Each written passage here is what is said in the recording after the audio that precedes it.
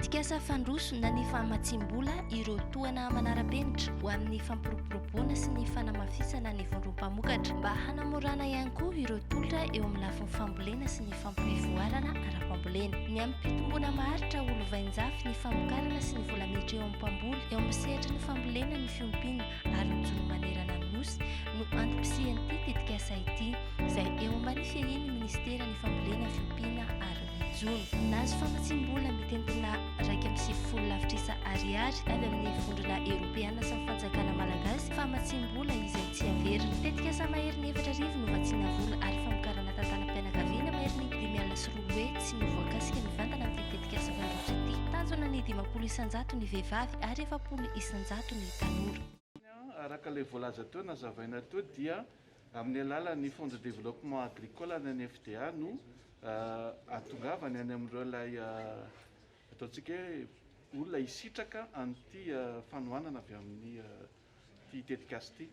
Araka nazavainy teo dia azo ampitovizina amin'ny aide budgétaire izy zany hoe malalaka zany ny fitondram-panjakana malagasy.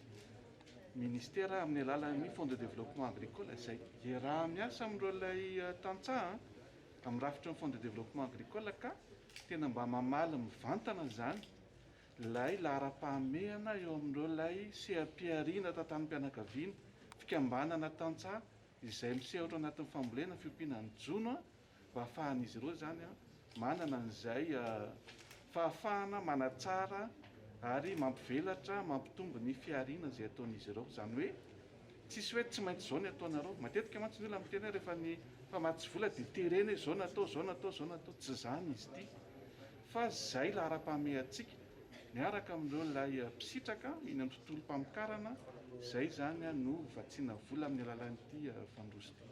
Maharitra 3 taona ny faharetan'ity tetikasa fandroso ity ary apetraka manerana ny fahatra 2020 manerana amin'ny Madagasikara. Ny 3 novambra 2020 sy 2 arivo teo no fanaingana ofisialy izany tetikasa fandroso izany tao amin'ny Carleton Anosy.